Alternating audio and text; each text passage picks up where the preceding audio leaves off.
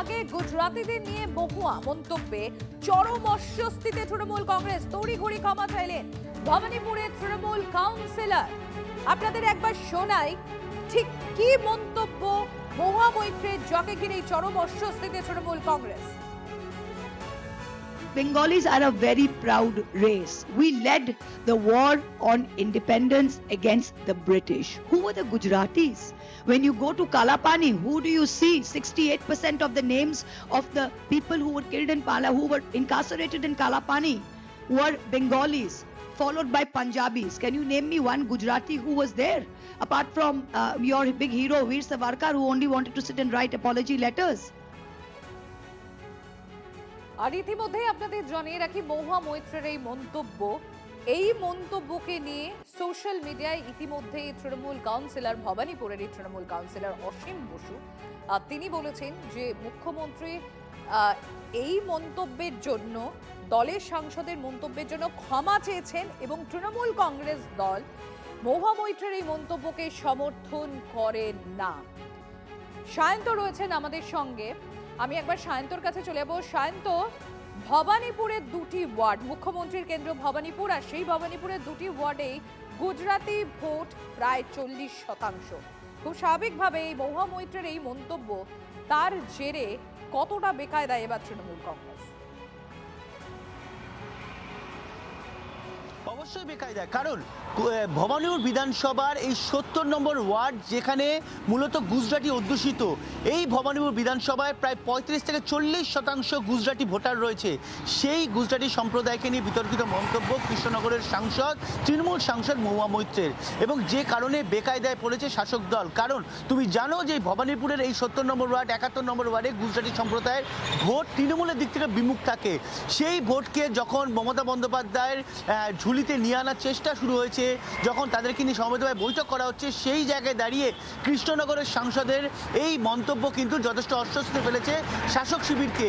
এমনকি খোদ তৃণমূল কাউন্সিলর 70 নম্বর ওয়ার্ডের অসীম বসু, তাকে ফেসবুক লাইভ করতে হয়েছে গতকাল রাতে, এবং সেখানে ফেসবুক লাইভে গিয়ে তিনি বলতে বাধ্য হয়েছেন যে মুখ্যমন্ত্রী ক্ষমা চেয়েছেন, মুখ্যমন্ত্রী এই বক্তব্যে কন্ডেম করেছেন এবং নিন্দনীয় কতটা সেটাও তিনি জানিয়েছেন, এবং তিনি বলেছেন গুজরাটি সম্প্রদায়ের মানুষের পাশে তিনি রয়েছেন।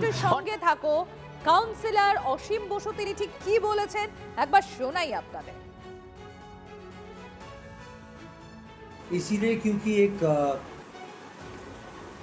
सांसद हमारे तृणमूल कांग्रेस के, जिन्होंने एक प्रेस मीट में कुछ चीज़ कहे हैं जो एब्सोल्युटली हमारे पार्टी के सुप्रीमो दीदी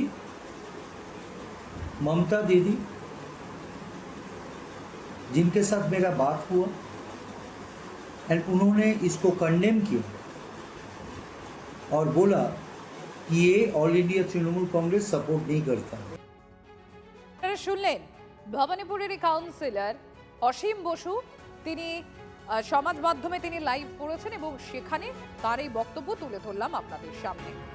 আমি আবারও চলে যাবো সায়ন্তর কাছে। সায়ন্ত, ভবানীপুর বিধানসভা কেন্দ্র, তার 70 এবং 72 নম্বর ওয়ার্ড, যেখানে 40%ই ভোটের গুজরাটি, মানে গুজরাটি ভোট 40% এই দুটি ওয়ার্ডে, এবং সেখানে এহেন মন্তব্য মহুয়া মৈত্রের তৃণমূল কংগ্রেসের সাংসদের, এবং যার জেরে কাউন্সিলর ওখানকার অসীম বসু তিনি বলছেন যে দল এটা নিয়ে সমর্থন করে না, এমনকি মুখ্যমন্ত্রী মমতা বন্দ্যোপাধ্যায় তিনি নিজেই ক্ষমা প্রার্থী এই বিষয় নিয়ে।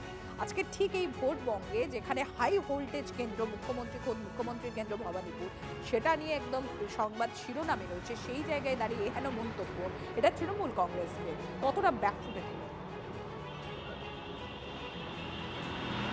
দেখো, ব্যাকফুটে তো অবশ্যই, নইলে কাউন্সিলরকে ফেসবুক লাইভে বসতে হয়, মুখ্যমন্ত্রীকে ক্ষমা চাইতে হয়। দেখো, এই ভবানীপুর বিধানসভা গত লোকসভা নির্বাচনের ভিত্তিতে এই বিধানসভাতে 5টা ওয়ার্ডে কিন্তু তৃণমূল পিছিয়ে রয়েছে, 3টি ওয়ার্ডে তৃণমূল এগিয়ে রয়েছে। সেই 5টা ওয়ার্ডের মধ্যে বেশি 3টি ওয়ার্ডে কিন্তু গুজরাটি সম্প্রদায় অধ্যুষিত, 70, 71, 72 অবাঙালি ভোট অধ্যুষিত। সেই ভোটগুলোকে ভবানীপুরে এই তৃণমূল কংগ্রেস কর্মীরা নেতৃত্ব চেষ্টা করছে যাতে তৃণমূলের শিবিরে অর্থাৎ ঝুলিতে ফিরিয়ে আনা যায়।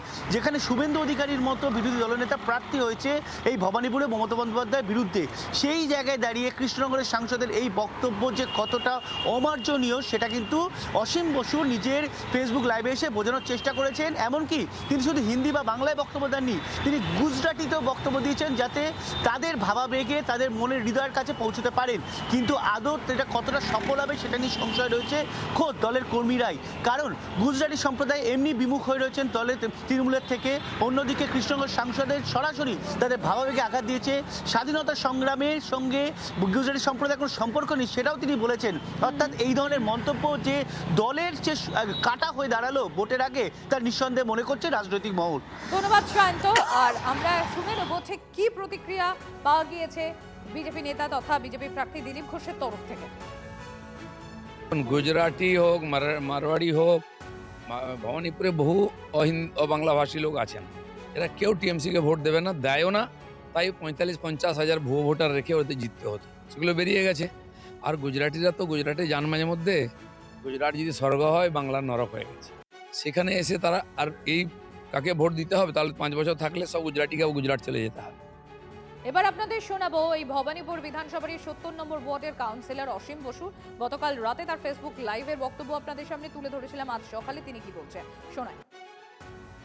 সাংসদ মহুয়া মৈত্র যে কথা বলেছে এটা অত্যন্ত দুঃখজনক কথা, এবং অ্যাবসলিউটলি অল ইন্ডিয়া তৃণমূল কংগ্রেসের সর্বোচ্চ নেত্রী দিদি তিনি এটাকে কন্ডেম করেছেন, এবং it is very painful to entire Gujarati community.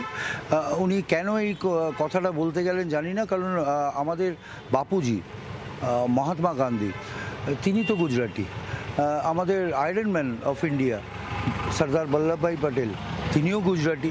এরকম অজস্র মানুষ আছেন যারা দেশের স্বাধীনতা সংগ্রামে অংশগ্রহণ করেছেন।